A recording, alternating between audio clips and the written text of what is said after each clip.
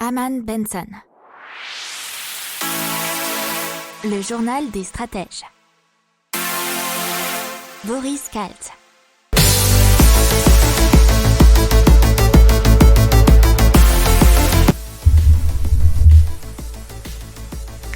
Bonjour à tous et bienvenue dans le journal des stratèges pour une revue de l'actualité éco-tech et impact du jour.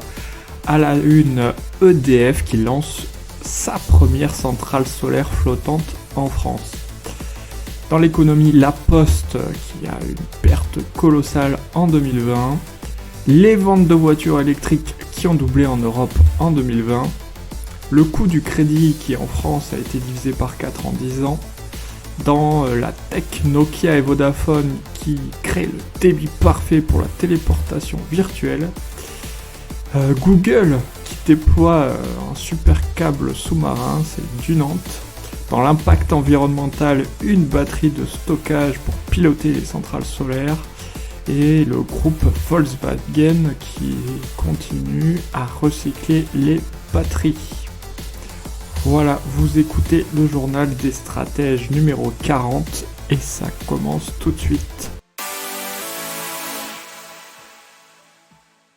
Allez, c'est parti, donc EDF qui lance une première centrale solaire flottante en France. Et donc c'est EDF Renouvelable qui est filiale d'EDF qui annonce le lancement de la construction d'une centrale photovoltaïque flottante sur la retenue d'eau de l'usine hydroélectrique de Lazer dans les Hautes-Alpes.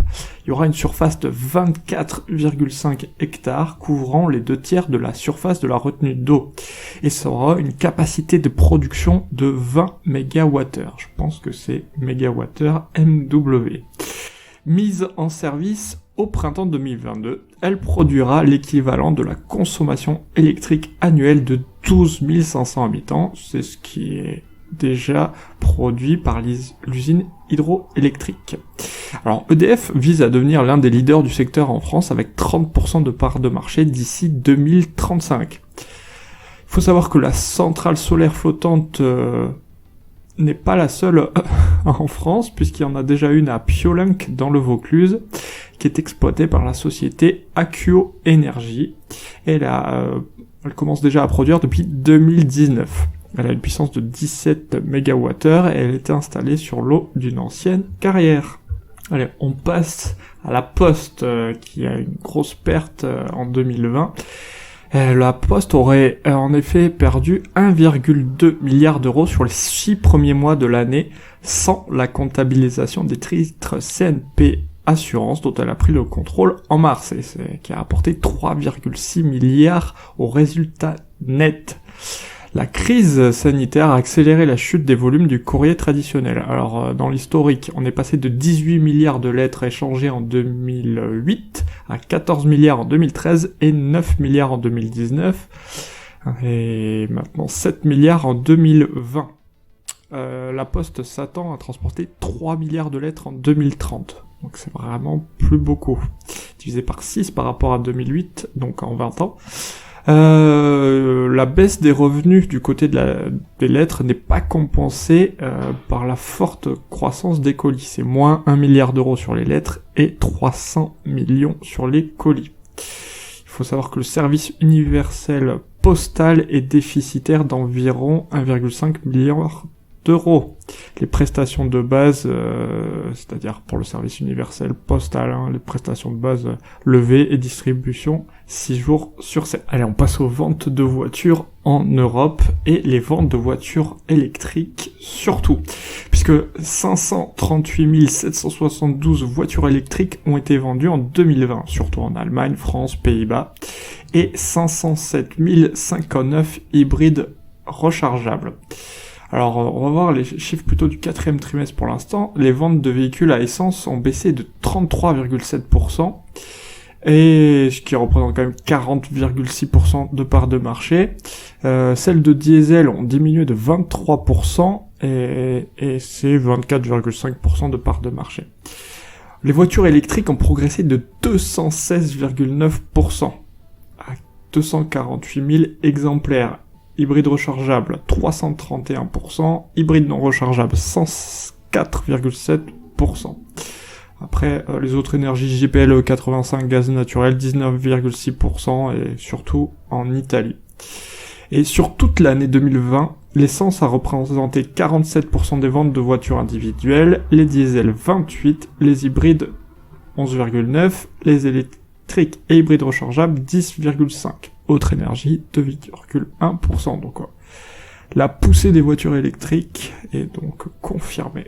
Allez, un petit chiffre avec en 10 ans, le coût du crédit a été divisé par 4 puisque les taux moyens sont de 0,82% sur 15 ans, 1,02 sur 20 ans, 1,28 sur 25 ans.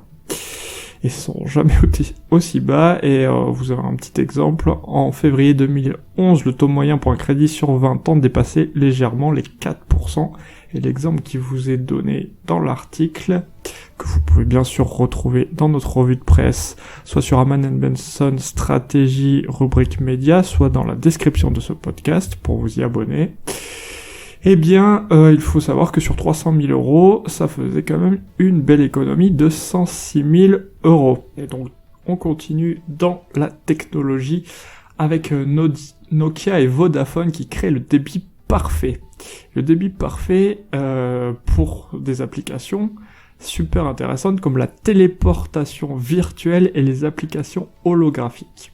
Et donc ça permettrait une présence virtuelle à distance, mais aussi la transmission de différents sens comme le toucher et l'odorat.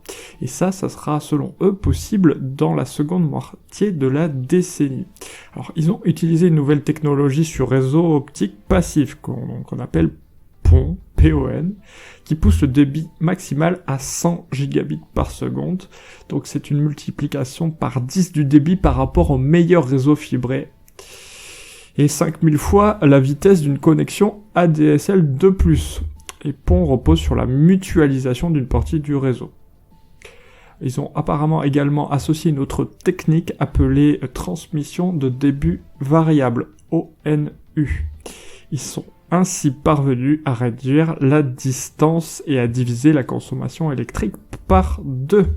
Et on passe à Google qui allume son câble sous-marin du Nantes, et c'est le 14e câble sous-marin de Google. Celui-ci qui va relier les États-Unis à Saint-Hilaire de Riez en Vendée. Alors il faut bien savoir que ce genre de câble sous-marin est en super croissance et surtout détenu par les GAFA, parce que Google en a 15, ou en aura 15, Facebook 12, Microsoft 5, Amazon 5.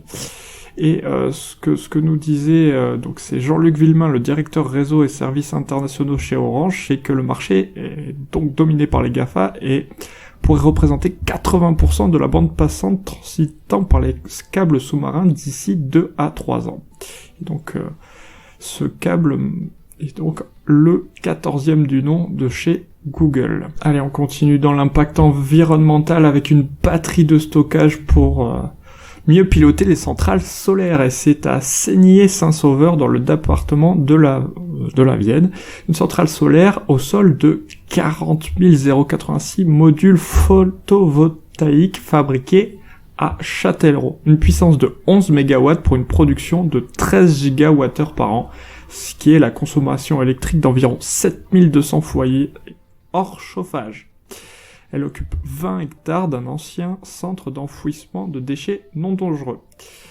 Il y a une batterie de stockage d'une puissance de 2,5 MW qui a été réalisée grâce à un partenariat avec l'entreprise The Energy. Donc c'est le but de se spécialiser dans le développement de centrales solaires hybrides, et donc pour conserver l'énergie. Et c'est une première en France continentale. Il s'agit d'optimiser l'offre et la demande entre la centrale et le réseau national. Bien entendu, c'est conserver la production d'énergie lorsqu'elle est faite en heure creuse, donc quand on a moins besoin d'énergie, pour la revendre dans les moments où la consommation est beaucoup plus forte. Apparemment, ils appellent ça une sorte de trading d'électricité. Il faut savoir que la production de ce genre de batterie est certes un surcoût sur le budget d'une centrale solaire, enfin la production et surtout l'équipement qui est ce genre de batterie. La batterie a une durée de vie de 15 ans.